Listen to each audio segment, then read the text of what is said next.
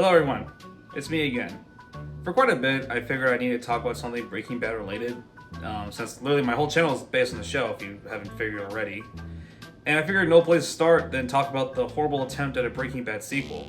And I'm not talking about El Camino, and I'm not even talking about Better Call Saul. Regardless of what your opinions are on both shows, both are like a million times better than what I'm going to talk about today, that being the Kickstarter for a Breaking Bad sequel called Anastasia.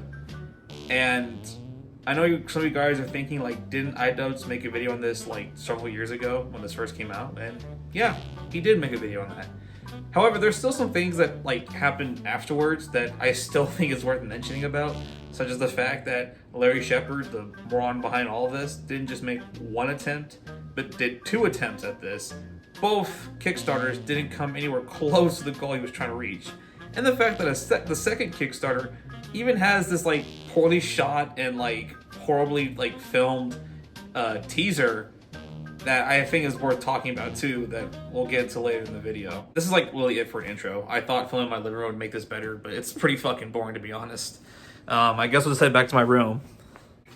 So, for those of you who aren't familiar with Breaking Bad, let me give you a quick summary first. Breaking Bad is about a high school chemistry teacher named Walter White, who later finds out he has lung cancer. He later decides to partner up with one of his former students to make and sell crystal meth in order for him to financially pay off his cancer treatment, while also being able to financially aid his family, who is struggling financially pretty bad at the beginning of the show, but also risking the fact that his brother-in-law is also a DEA agent, in which throughout the show he actually uses him as an advantage to make sure the DEA isn't consistently trailing him. And just talking about the summary like doesn't even do justice like how good of a show that Breaking Bad was. Everything you could ask if like the show did right, it just hammers in the nail perfectly. In terms of cinematography, in terms of character development, story writing, suspense, how color is portrayed in characters' actions or feeling or development. It's just fucking amazing. Aaron Paul and Bryan Cranston would not be the stars they are today if it wasn't for this show. Since before Breaking Bad, Aaron Paul was just doing whatever commercial he could get, and Bryan Cranston was just a dad on Malcolm in the Middle. Like the fact that Bryan Cranston go from this one year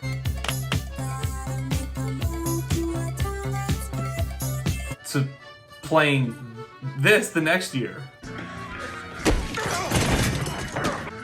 What are you doing?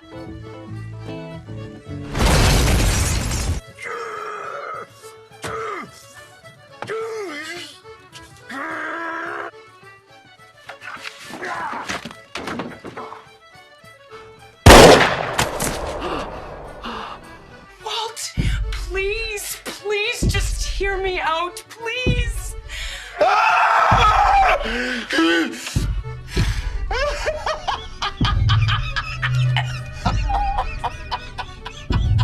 Hey.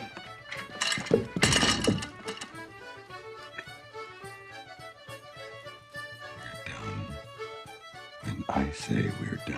I am not in danger, Skyler. I am the danger. A guy opens his door and gets shot, and you think that of me? No. I am the one who knocks. It's just fucking amazing. Now that I've jerked myself off about how good of a show Breaking Bad was, now let's get into the actual fucking mess of this. Like I mentioned, Anastasia was just a Kickstarter made several years ago by Larry Shepard. His biggest selling point was for it to star Val Kilmer and Guns N' Roses guitarist Slash for whatever reason. And this is like the funniest part I find about all of this is that not only did like Val Kilmer not know about this at all, but once he heard about it, he went on to call Larry Shepard a fucking goofball and just basically said he was an idiot. Larry Shepard, being the grown adult he is, goes to the Kickstarter, writes like 5 paragraphs worth of how disrespectful and how wrong Val Kilmer is. I mean, just read it. It's so stupid, like how he like responds back. The best part about this too is when Slash was asked about this, he didn't even comment.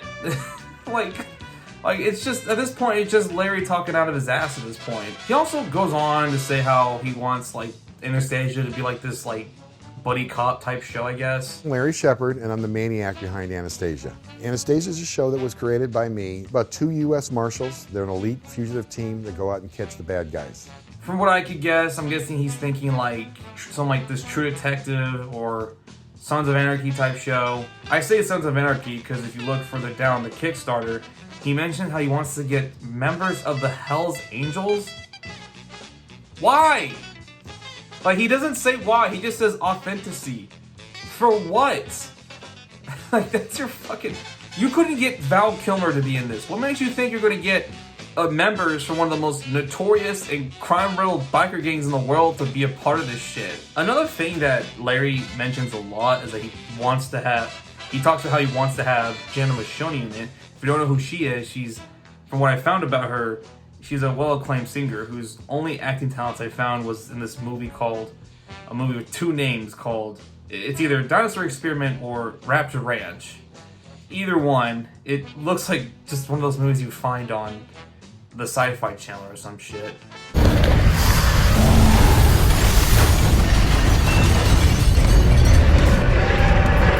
I don't mean anything negative towards Jana at all, but he also posts pictures about her too. From what I can guess, it's pretty clear he didn't want Jana for her acting talents as he claims.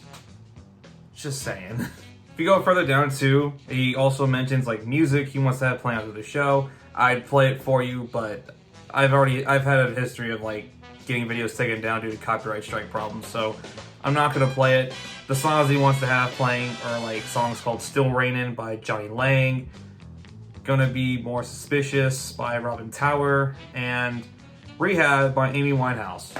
Those are all songs, and some song that Slash did, which of course, if you're gonna have Slash, you're gonna have him doing the opening scene, I guess. Personally, I think all these songs just don't match the tone of Breaking Bad at all. It's like, let me get some rock songs to put in the show because this is a cool, badass show. You must have rock music playing. I get that this is like supposed to be like a standalone show, but even Better Call Saul had music that wasn't too far off from sounding like the Breaking Bad soundtrack. So from this point on for the video, I'm going to go into spoilers. So if you haven't seen Breaking Bad, I recommend watching it. Actually, as a matter of fact, I mean, if you get Breaking Bad spoiled for you, I still think it's worth watching. Like, it just shows it's that good, even if it's spoiled for you. But still, though, I don't recommend. But that doesn't mean I recommend. You know what I mean? Just watch the damn show and come back, please. And subscribe, because I need money. This is the first part of Anastasia's script. He writes, what we see appears to be Walter White, WW, in parentheses, lying on the lab floor. WW's face is visible. Police officer Barnes, 20s to 30s, standing at his feet. Shouts heard from outside the meth lab from the other officers. Officers, holy crap, Jesus. We need a perimeter set up here ASAP. Move out, Barnes. I'd just like to say that Breaking Bad had like no hesitations at all at saying the word fuck throughout the entire series. Fuck you, Bogdan. I said fuck you! And your eyebrows! Wipe down this! I feel so sorry for you, Walt.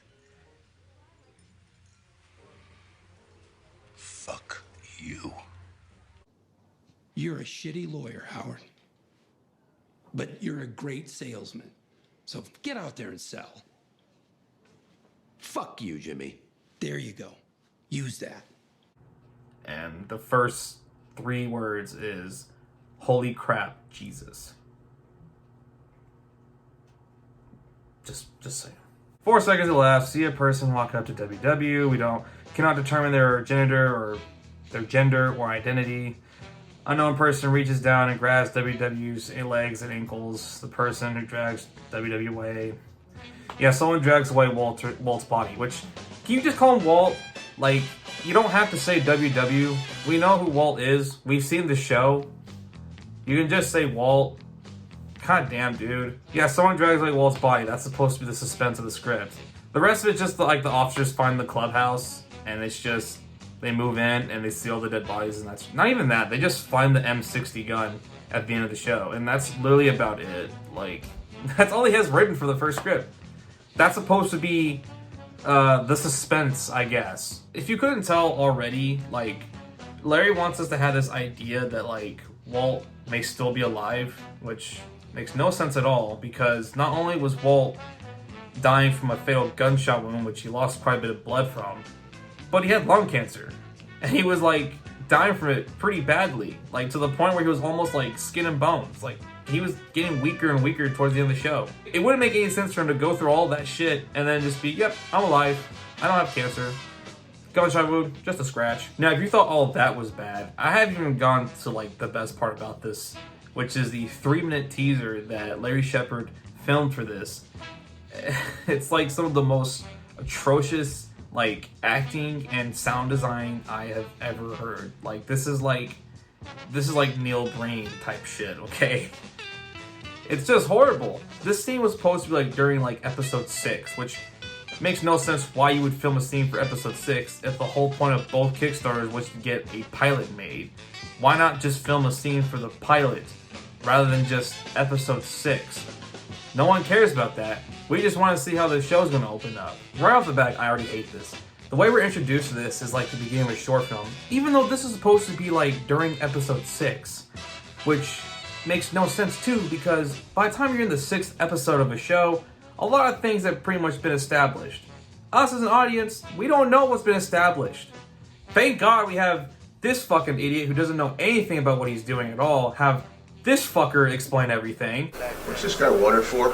He murdered his wife, molesting a young girl. He used to be a cop, 11 years. Armed and extremely dangerous. Nice.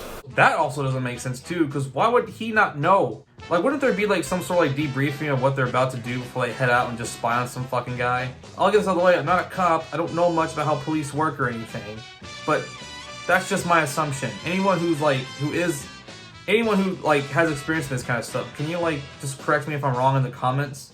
And the set design, like, what is this? Why is there just a random ladder in the place? What is this fucking mirror doing here? And what are these seriously the only 2 items these guys brought? A fucking laptop and some binoculars, not a camera, not something to like document shit. Isn't that what cops do? Like, again, I'm not much of an expert in this stuff, but someone is. Can they correct me in the comments on this? Like seriously. I forgot to mention too, Larry also mentions in the description that they didn't have a sound mixer for this. So, and also this guy's entire lines throughout this entire clip has been redubbed. So it's just like some of the most like atrocious and poorly sound dubbing I've ever like seen. Armed and extremely dangerous. But I also don't get to, why was this guy's entire lines dubbed over and no one else's?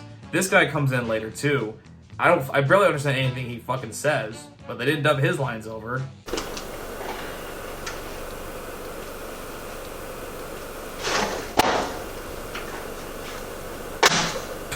What the fuck was that for?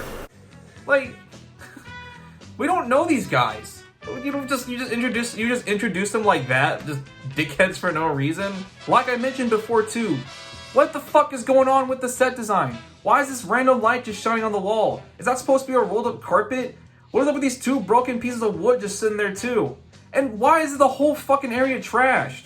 Like, are these actual like US Marshals? Or are these just like random like drugged up fucking homeless people that are imagining themselves as cops? Like, none of this makes fucking sense. From this point on, the video just gets a whole lot worse. Like I mentioned before, Larry wants us to think that Walt may still be alive. And in this video, this guy mentions that Walt never had lung cancer, he just had some disease called Angus, which is commonly mistaken for lung cancer. Body counts were way off. I had a moment of genius. Ran what we had from ANCAs, and it came up positive. ANCAs? ANCAs, autoantibodies, my friend. Your mystery bleeder has some sort of cancer. I'm not an oncologist, and we didn't have enough blood sampling to do it properly, as I said, but I don't think it's lung cancer. I think it would be GPA. GPA? Granulomatosis with polyangiitis, my uneducated friend. GPA is commonly misdiagnosed as lung cancer. I just want to know one thing. Why would you retcon the biggest motive for Breaking Bad? That was like the whole point of the show, was Walt having fucking lung cancer. You're just gonna retcon it like, yep, that never happened. That's like when Disney retconned a bunch of shit just for the sake of having a shitty Raylo romance, for those of you who know what I'm talking about. Another thing too is that Breaking Bad takes time within a course of 2 years. You're telling me for 2 years, like, Walt's doctors mistaken, professional doctors, I should say, fucking professional doctors, mistaken Walt's sickness for lung cancer? Are you fucking kidding me, dude? And then this guy talks about Walt like Walt is just some guy who claims that he did all this stuff. So this stiff, who may be the biggest drug god on the Southwest and Europe, is alive. Which that makes no sense, because by the time the show ended, there was like a nationwide manhunt for Walt. Like, none of this makes fucking sense. Like, none of it. Like, this is what I truly question if Larry Shepard was like paying attention at all to Breaking Bad. Like, he even like I found out like on a separate interview on a blog that like he questions about how, oh, we never saw Walt Jr. break bad. How come, I want to see Walt Jr. break bad. What does he have to break bad for? All Walt Jr. did the entire show was walk around his crutches, tell everyone he wants to be called Flynn, and bitch about breakfast. Like, how is that enough to go off of like, yeah, he needs to break bad. That's the kind of guy we need to see run out with fucking guns and shit. He also mentions too that how Skyler is going to be coping with Walt's death in the show, which that doesn't make any sense either, because last time these two met, Skyler wasn't exactly pleased to see him after everything he did.